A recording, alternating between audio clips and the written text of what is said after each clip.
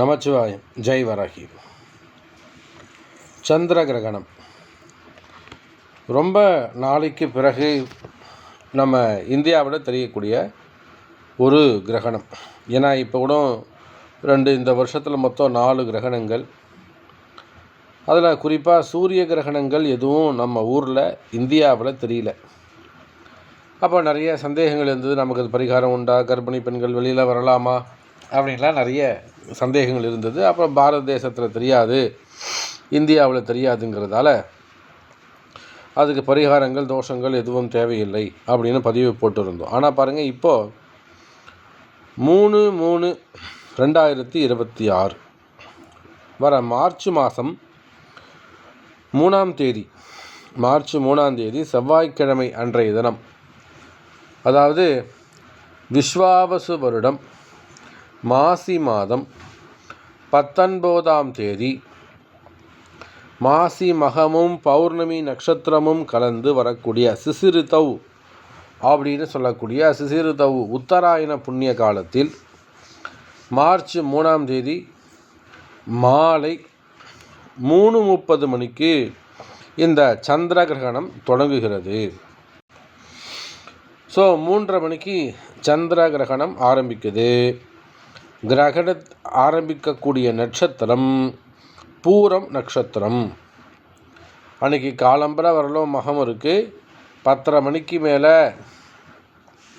உங்களுக்கு பூர நட்சத்திரம், காலமாக 8 மணிக்கு மேலேயே உங்களுக்கு பூர நட்சத்திரம் வந்துடுது. அப்போது இந்த சந்திர கிரகணம் சிம்ம ராசியில் சந்திரன் சஞ்சரிக்கின்ற போது அந்த இடத்துல சூரியன் சமசப்தமமாக 180 டிகிரியிலே கும்பராசியில் இருந்து, அப்போ சூரியன் அங்கே எந்த நட்சத்திரத்தில் இருக்கிறாரு அப்படிங்கிறத நம்ம பார்க்கணும். இங்கே சந்திரன் சிம்ம ராசியில் பூர நட்சத்திரத்திலே சஞ்சாரம் செய்கிறார். அதே போல் கும்பராசியில் சூரியன் சதயம் நட்சத்திரத்தில் சஞ்சாரம் செய்கிறார். அங்கே ராகுவுடைய நட்சத்திரம். இந்த சந்திர கிரகணம் இந்தியா முழுவதும் சிறப்பான முறையிலே தெரியும். என்ன ஒன்றுனா, சூரியன் அஸ்தமனமானதற்கு முன்பாகவே கிரகணம் தொடங்கி விடுகிறது. அதுதான் விஷயம். பொதுவாக ராத்திரி பொழுதில் சந்திர கிரகணம் நிகழ்ந்தால் ரொம்ப வெளிச்சமாக இருக்கும். அப்போ தான் சந்திரன் அழகாக வெளிச்சமாக தெரியும். ஆனால் அங்கே மேகமூட்டங்கள் மறைச்சிக்கும். ஆனால் இப்போ பாருங்கள், 3:30 மணிக்கு சரியாக சாயந்தரம் 3:30 மணிக்கு செவ்வாய்க்கிழமை 3:04 ராகு காலம். அந்த ராகு கால நேரத்தில் 3:30 மணிக்கு 3:30 சந்திர கிரகணம் தொடங்கப்படுகிறது. அப்போது சாயந்தரம் 3:30 மணி 3:20 ஆரம்பித்து சரியாக இரவு 7:10 மணிக்கு சந்திர கிரகணம் விமோசனம் முடிவடைகிறது. கிரகணம்னா தோஷம், கிரகணம்னா குற்றம். அப்போ குற்ற காலம் ஆரம்பித்து அதற்கான விமோசன காலம் இரவு 7:10 மணி, 7 மணி 10 நிமிஷம். சரியா? மத்தியமமான நேரம், கரெக்டாக சென்டர் பாயிண்டில் சந்திரன் பிடிபடக்கூடியது. கிரகணத்துடைய சென்டர் பாயிண்ட் அப்படின்னு பார்த்தீங்கன்னாக்கா 5:40 நிமிஷம். ஸோ இந்த சந்திர கிரகணம் ரொம்ப ரொம்ப வலிமையானது. அதுவும் பௌர்ணமி அன்றைய தினத்தில் வந்திருக்குது. இப்போது இதில் என்னெல்லாம் செய்யணும், என்னெல்லாம் செய்யக்கூடாது. கண்டிப்பாக தலைச்சம் குழந்தைங்க, அது ஆண் குழந்தைகளாக இருந்தாலும் பெண் குழந்தைகளாக இருந்தாலும் தலைச்சம் குழந்தைங்க வெளியில் வரக்கூடாது. அதே போல் வயசுக்கு அந்த கன்னி பெண்கள், கன்னி பசங்க, ஃபஸ்ட்டு தூரம் குளிச்சவங்க பசங்க இருப்பாங்க பார்த்தீங்களா. ஏன்னா பூரன் சுக்கிரனுடைய நட்சத்திரம். அதனால் இப்போ தான் ஃபஸ்ட்டு தூரம் குளிச்சிருக்காங்க. பொண்ணு வயசுக்கு பாப்பா வயசுக்கு வந்திருக்கு, ஒரு 3 மாதம் தான் அது. அந்த பசங்களும் வெளியில் வரக்கூடாது. அதே போல் கர்ப்பிணி பெண்கள், அது எப்போயும் ஆஸ் யூஷுவலாக நம்ம சொல்லக்கூடியது தான், எல்லோரும் சொல்லக்கூடியது தான். கர்ப்பிணி பெண்கள் அவங்களும் வீட்டை விட்டு வெளியில் வரக்கூடாது. அப்போ 3 விஷயம். 1 தலைச்சம் பசங்க, 2வது புதுசாக வயசுக்கு வந்த கன்னியா பசங்கள், 3வது கர்ப்பிணி பெண்கள். இவங்க யாருமே அந்த சாயந்தரம் ஒரு மதியானம் ஒரு 12 மணிக்குள்ளே இவங்க சாப்பிட்ணும், யாராக இருந்தாலும் சரி தான். கிரகண காலத்திற்கு 6 மணி நேரம் முன்பாக சாப்பிட வேண்டும். அப்படின்னா 3:30க்கு ஆரம்பிக்குதுனாக்கா காலம்பரை ஒரு 11 மணிக்குள்ளே சாப்பிட்டுடணும். அதிகபட்சம் 12 மணிக்குள்ளே சாப்பிட்டுடணும். அதுக்கப்புறம் கர்ப்பிணி பெண்களோ இவங்களோ வயசானவங்களோ உணவருந்தக்கூடாது, டைஜஷன் ஆகாது. அது உள்ள வயிற்றில் பாய்சனாக மாறிவிடும், நெகட்டிவாக மாறிடும். ஆகினால வயிற்றில் காய போடணும். ஸோ கர்ப்பிணி பெண்களாக இருந்தால் லிக்விட்ஸ் ஆகாரங்கள் எடுத்துக்கலாம். ஒரு சின்ன ஜூஸோ நீர்மோர் அந்த மாதிரி இந்த லிக்விட் ஆகாரமாக எடுத்துக்கலாம், தப்பு கிடையாது. ஸோ ஆகாரம் திடப்பொருள்கள் உணவு உண்ணக்கூடாது. ரைட். இப்போ எந்தெந்த நட்சத்திரங்கள் எல்லாம் பரிகாரம் செய்ய வேண்டும்? மகம் நட்சத்திரம், பூரம் நட்சத்திரம், உத்திரம் நட்சத்திரம். சிம்ம ராசியில் இருக்கக்கூடிய மகம், பூரம், உத்திரம் இந்த 3 நட்சத்திரங்கள். அதே போல் சூரியன் இருக்கக்கூடிய அவிட்டம், சதயம், பூரட்டாதி அந்த நட்சத்திரங்கள்.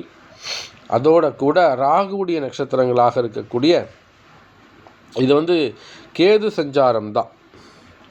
அப்போது கேது தான் உங்களுக்கு பிடிக்குது. மகம், பூரம், அதாவது அஸ்வினி, மகம், மூலம். அப்புறம் ராகுவுடைய நட்சத்திரங்களாக இருக்கக்கூடிய இதெல்லாம் பாவ நட்சத்திரங்கள். திருவாதிரை, சுவாதி, விசாகம், சதயம்.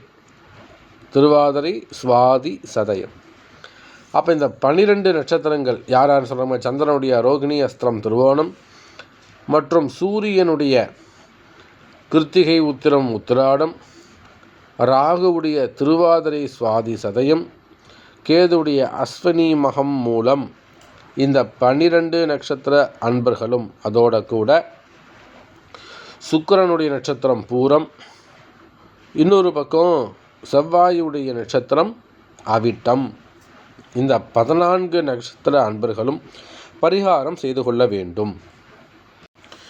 என்ன பரிகாரம் பண்ணணும்? ஒன்றும் இல்லைங்க, நான் சொன்ன மாதிரி முன்னாடியே குளிச்சு விடணும்.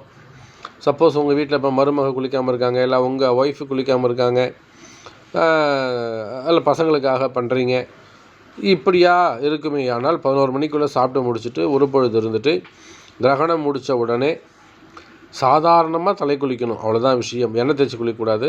நார்மலாக தலை குளிச்சுட்டு 7:10க்கெலாம் நீங்கள் குளிச்சுட்டு 7:30க்கெலாம் அருகாமல் இருக்கக்கூடிய ஏதேனும் ஒரு சிவாலயம் சென்று சிவபெருமானுக்கு ஒரு தீபம் இட்டு, அதே போல் முக்கியமாக சந்திரனுக்கு தான் பிரீத்தி. ஒரு 1/2 கிலோ பச்சரிசி, ஒரு 100 கிராம் வெல்லம், அதை வாங்கி சந்திரன் இடத்துல அரிசியும் வெல்லமும் வச்சுட்டு அவருக்கு ஒரு படையல் பண்ணி, வெத்தலைப்பாக்கு, தேங்காய் பழம், படையல் மீன்ஸ் அதுதான், தாம்பூலம் வச்சு அவருக்கு ஒரு தீபம் வாசனையாக ஒரு ஊதுவத்தி ஏற்றி உங்கள் பேரை சொல்லி ஒரு அர்ச்சனை செய்து கொள்வது சிறப்பு. இது ராத்திரி வேளையில் செஞ்சுக்கிட்டிங்கனாக்கா ரொம்ப ரொம்ப சிறப்பாக இருக்கும். சப்போஸ் அங்கே உங்களுக்கு ராத்திரி கோவில் திறக்கலைனாக்கா மறுநாள் காலம்பரை நீங்கள் புதன்கிழமை காலம்பரை சென்று சந்திரனுக்கு இந்த பரிகாரம் செய்து கொள்வது சிறப்பு. அப்போ சந்திரனுக்கு பச்சரிசி, வெல்லம், ஒரு தீபம், அப்புறம் தூபம், ஊதுவத்தி, தாம்பூலம், அர்ச்சனை. சந்திரனை 27 முறை, நவரங்களை மொத்தமாக 27 முறை வலம் வருவது சிறப்பு. அப்போ இந்த எந்தெந்த ராசி அன்பர்கள்? மேஷம், ரிஷபம், மிதுனம், சிம்மம், கன்னி, கும்பம், தனுசு, மீனம். இந்த ராசி அன்பர்கள்லாம் பரிகார ராசிகளாக அமைக்கப்படுகிறார்கள். முக்கியமான ஒரு கேள்வி, கிரிவலம் போகலாமா? நீங்கள் அதுதான் எல்லாரும் கேட்கக்கூடிய கேள்வி அதுதான். அன்றைக்கி பௌர்ணமி ஆச்சு, கிரகணம் ஆச்சு, பௌர்ணமி கிரிவலம் போகலாமா? திருவண்ணாமலை கிரிவலம் போகலாமா? அல்லது எங்கள் ஊர் சதுரகிரியில் பக்கம் இருக்கோம், இல்லை எங்கள் ஊரில் திருக்கழுக்குன்றத்தில் இருக்கிறோம், இல்லை நாங்கள் ஏதோ ஒரு ஊர் எங்கள் மாவட்டத்தில் நாங்கள் கிரிவலம் பண்ணுவோம்.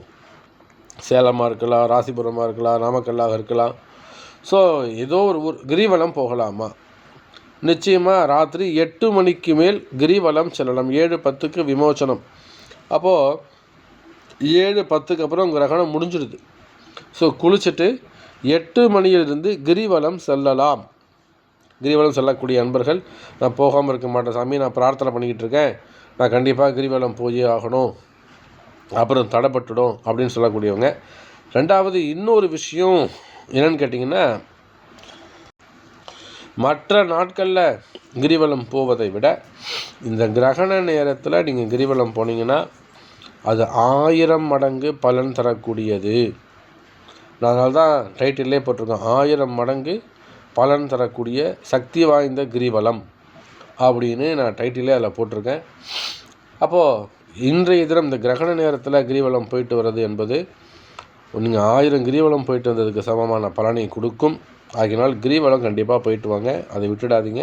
நைட்டு 8 மணிக்கு மேலே சுற்ற ஆரம்பிங்க. ஸோ அது சந்திர கிரகணம் நம்ம ஊருக்கு தெரியும், பரிகாரங்கள் சொல்லியிருக்கிறேன். மேலும் சந்தேகங்கள் இருக்குமேயானால் கீழே தொடர்பு கொள்ளுங்கள். நன்றி. நமச்சிவாய்.